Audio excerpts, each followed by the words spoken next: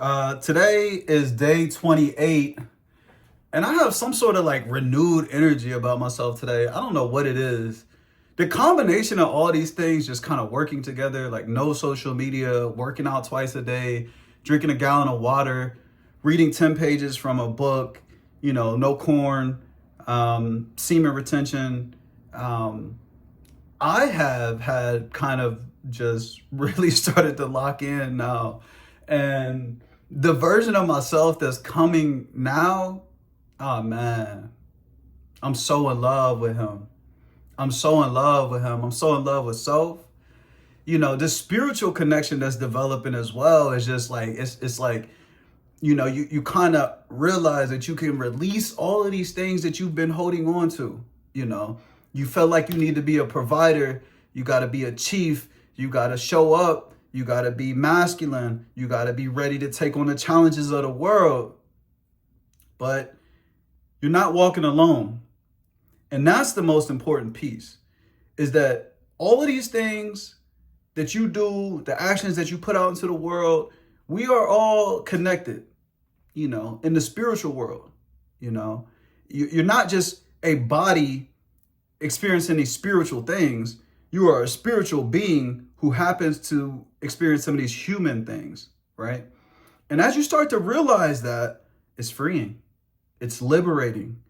There's a liberation that comes from detaching from the matrix. Get off of social media for a little bit. Just detach from the matrix and just pull out and just look at yourself. I've come across a lot of scriptures, books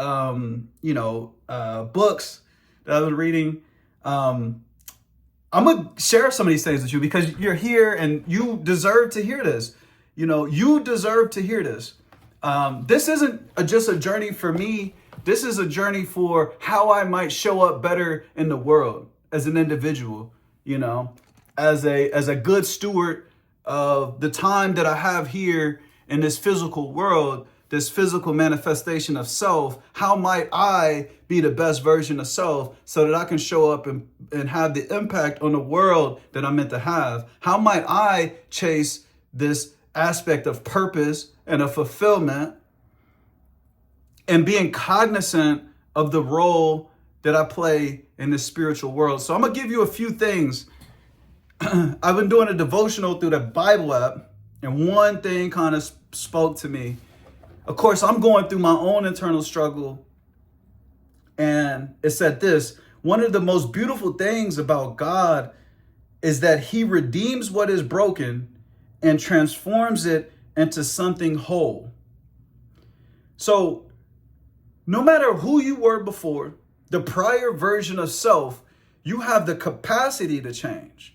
No matter how broken you are, you have the ability to chase that version of self you deserve because it's already written. You just have to continue to tune your mind, to cast out all of the things that don't matter. And shifting a little bit, I've been reading a book, The 7 Spiritual Laws.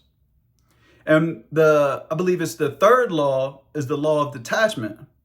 And it just talks about don't get too attached to these material things, these cars, status, and all those things, because those things can be taken away immediately. And then you no longer have a concept of self, right? Your self-esteem is just diminished because you're so attached to these things that don't really matter. And he said it in this way: you feel hollow because you exchange yourself for the symbols of self. Who are you without that BMW? Who are you without that high paying job? Who are you without, your outfits, and the condo that you own, the properties that you own? Who are you? Right? Because all that other stuff doesn't matter. Who are you here? I think that law of detachment is really powerful, right? Because none of this external manifestations matter. It's about here. Who am I? Who do I want to be? What does purpose and fulfillment look like for me as an individual? The harder I've chased after purpose and fulfillment and figuring out how my light is supposed to shine in this world, the sooner I get there, everything else will come in abundance, right? So I'm focused on that. I'm focused on unlocking these things. And, right now I'm like, okay, well, let me try a little Etsy shop with some motivational wall art. What does that look like?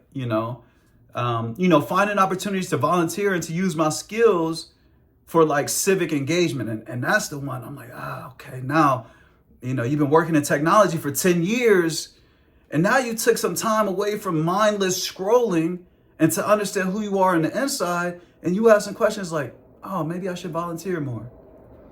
And maybe you could use your skills that you've developed, your functional technical skills, to do some good in the world. So I'm going to continue to follow up on that one because I'm very excited about it. And I'm going to leave you with one more. Because today is day 28. And in my mind, I'm like, can't wait to get to 30. But I'm not there yet, right? I'm at 28. And I have to appreciate 28 for all the things that it is, right? Matthew's chapter 6, verse 34. Time devoted to planning for tomorrow is time well spent. Time devoted to worrying about tomorrow is time wasted. Sometimes it's difficult to tell the difference. Careful planning is thinking ahead about goals, steps, schedules, and trusting in God's guidance. When done well, planning helps alleviate worry.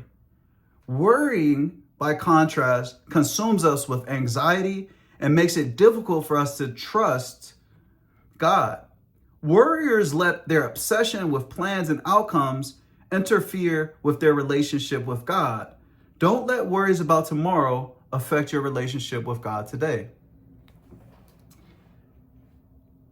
I have a genuine love, and they call it the love ethic in Bell Hooks, all about love. It's this love ethic. It's this love that you have for the world. It's the good that you see in people, your willingness and your need to show up to be the best version of yourself and to love and to appreciate everyone that walks this earth. This love is seeping through me. Day 28, I feel amazing. Today is just, man, I feel so good. I feel enlightened, I feel enlightened. Peace and blessings to all, love to all. And until tomorrow, go do something good for someone, right? Tell somebody that, give something to someone when you see them, right? A compliment, something, right? Like be in the mindset of giving and gratitude. So 28 days in, I'm sending good energy to all. Blessings.